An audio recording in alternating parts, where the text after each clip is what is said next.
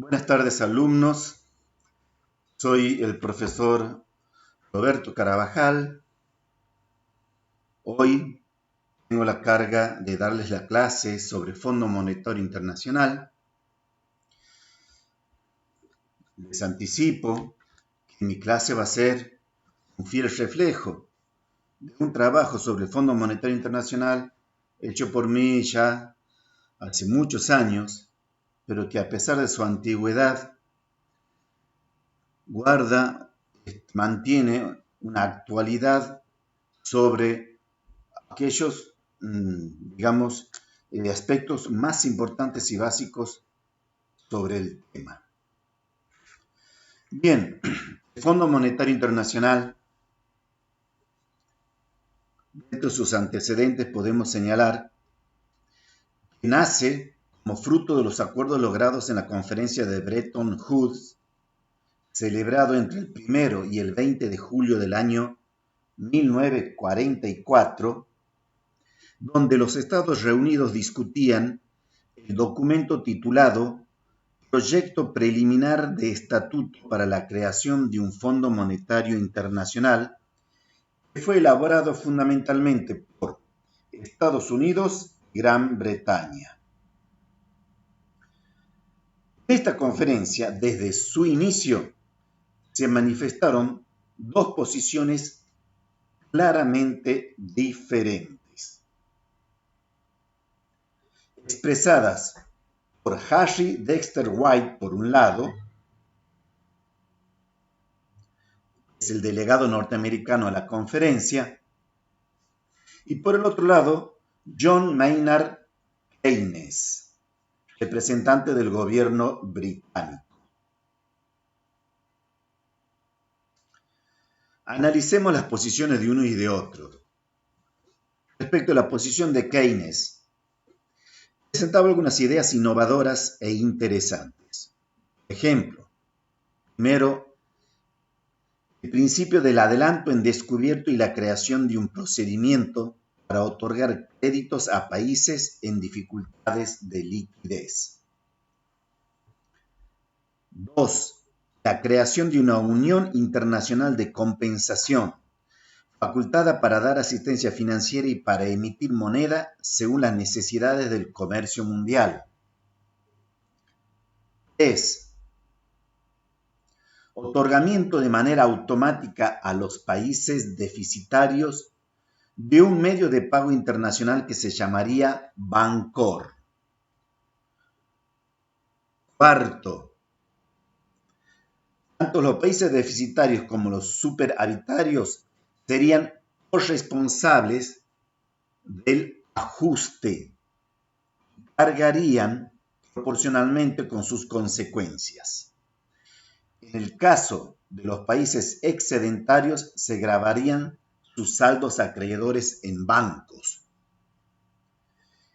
Luego, la aceptación de los controles de capitales en caso necesario. Esta es la posición de Keynes expresada en la conferencia de Bretton Woods. Ahora, ¿cuál es la posición de Harry Dexter White?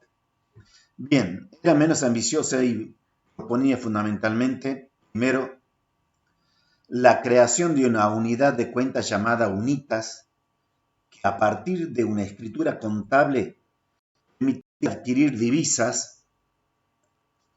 2. La creación de un fondo de estabilización de los tipos de cambio con capacidad reducida para dar créditos. 3. Los créditos no serían concedidos automáticamente. 4. Rechaza a que los países excedentarios sean corresponsables del ajuste. Esto tiene una lógica tremenda, porque obviamente en ese momento de la historia el principal país excedentario era Estados Unidos. 5. La prohibición y reducción de los controles de capital. Estos más o menos son los principios básicos que ambos sostuvieron. Ahora, el plan de Keynes no se concretó básicamente porque la hegemonía política ya residía en Estados Unidos y su plan era demasiado complejo y audaz para la época. En cambio, sí se concretó el proyecto de White, debido a las mismas razones, o sea,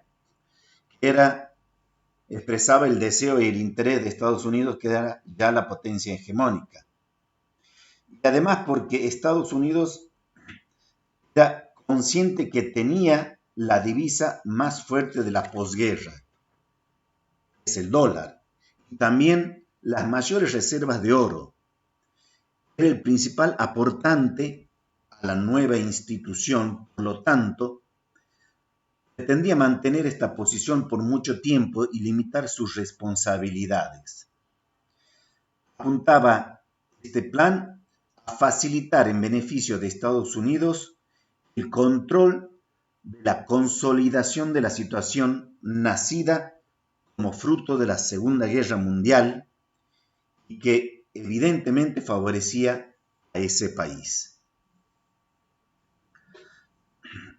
¿Cuáles son las conclusiones de Bretton Woods? Bueno, la mayor parte de las cláusulas importantes fueron elaboradas por la delegación norteamericana, siendo la parte sustancial y controvertida del estatuto también redactada por la delegación norteamericana al final de la conferencia. Se concluyó conviniendo principios básicos y fundamentales del nuevo sistema. Al cumplimiento de esos principios básicos se acordó un nuevo sistema monetario internacional con un nuevo esquema de tipo de cambio de las monedas más importantes del mundo, que estaría basado en el patrón oro-dólar, que sería el siguiente. Todas las monedas del mundo tendrían un tipo de cambio respecto del dólar y al oro, pero solo el dólar sería convertible directamente al oro, cuya paridad acordada estaba en $35 la onza de oro. Se resolvió, sin mencionarlo expresamente, que entonces el dólar pasaría a ser la moneda central o activo de reserva. Hay que tener en claro esta decisión de fijar una paridad internacional de los tipos de cambio es el eje sobre el cual se asienta toda la construcción institucional del Fondo Monetario Internacional en el año 44. Ahí, en esa decisión, se establecía un equilibrio de todas las monedas del mundo. Todas establecían un tipo de cambio respecto del dólar. Cada una de manera autónoma lo iba a hacer. Pero el dólar se combinó entre todos que iba a tener un tipo de cambio relacionado al oro de $35 por onza de oro. Significa esto que Estados Unidos iba a poder emitir esa determinada cantidad de dólares, o sea, 35 por cada onza de oro que tuviese en sus reservas. Ese era el límite. Bien. Entonces, así cada país del mundo defendiendo su tipo de cambio, el tipo de cambio de su moneda respecto al dólar, liberaba a Estados Unidos de preocuparse por vigilar el tipo de cambio del dólar respecto a todas las demás monedas. Y a este solo le quedaba la obligación de defender el precio de su moneda respecto del oro. Vemos entonces que la paridad del dólar en relación al oro era el eje sobre el que giraría el nuevo sistema monetario internacional. Este nuevo esquema cambiario duraría aproximadamente 20 años. A mediados de los años 60, Estados Unidos ya había dejado escapar la inflación que fuera de sus fronteras se almacenase una masa de dólares equivalente al total de sus reservas de oro, lo que ponía en peligro el sistema. Este proceso de deterioro culminó cuando el 15 de agosto del año 1971 el presidente norteamericano decidió la suspensión de la convertibilidad del dólar en el oro. Luego, en diciembre del mismo año, el propio Estado norteamericano dispone una primera devaluación del dólar respecto del oro en un 5,9%, que fue seguida de una segunda devaluación en el año 73, con lo que se acabó de manera definitiva con este sistema monetario de la posguerra.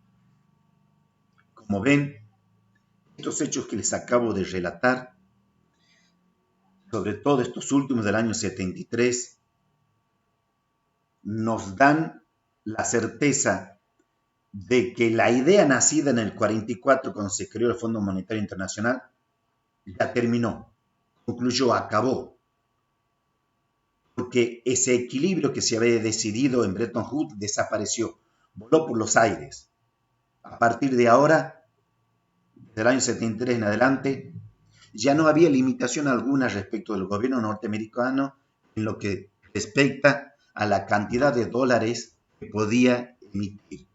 Ya no tenía la limitación del año 44 de 35 dólares por cada onza de oro. Los acuerdos de Bretton Woods dieron nacimiento al marco jurídico que estructuró el sistema monetario internacional y a las instituciones intergubernamentales encargadas de ejecutar esos principios jurídicos y vigilar su aplicación. Además, expresaron la voluntad de Estados Unidos de organizar jurídicamente las relaciones comerciales y monetarias internacionales acorde a sus propios principios, ideas e intereses permanentes o coyunturales. Bien, ahora institucionalmente, ¿cómo está conformado el Fondo Monetario Internacional? Pues el convenio constitutivo del Fondo Monetario Internacional se aprobó junto con el del Banco Internacional de Reconstrucción y Fomento en la conferencia de Bretton Woods, celebrada, como les dije, en julio del año 1944. El fondo comenzó su existencia el 27 de diciembre de 1945, cuando los representantes de los 29 países cuyas cuotas ascendían al 80% de las cuotas aceptadas en la conferencia de Bretton Woods, depositaron sus ratificaciones al convenio. La sesión inaugural del Consejo de Gobernadores del Fondo tuvo lugar en Savannah, Georgia, Estados Unidos, el día 8 de marzo de 1946. El Fondo Monetario comenzó sus operaciones el día 1 de marzo de 1947.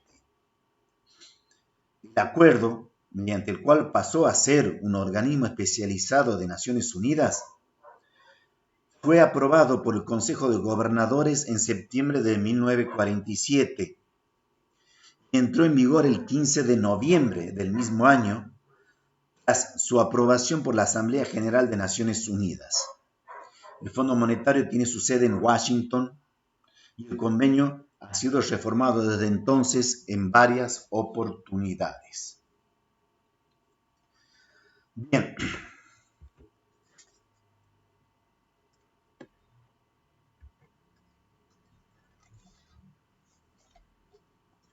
Pasemos ahora a un punto importantísimo del tema, como es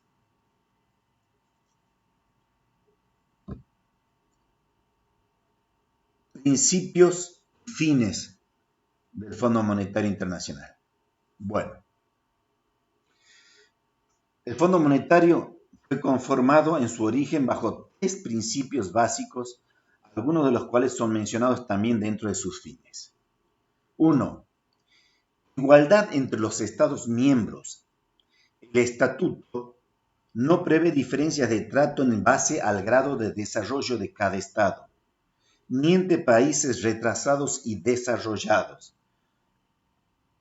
La única distinción que hace, pero de manera subrepticia, es entre países deficitarios y los que no lo son, ya que aquellos que tienen derecho a asistencia financiera son pues los primeros, los deficitarios. El otro principio básico es estabilidad de los tipos de cambio. El estatuto busca el respeto de los Estados miembros al esquema de tipos de cambio convenido en el año 44 con un eje en $35 por cada onza de oro y prohíbe las devaluaciones competitivas como una herramienta válida en el comercio internacional.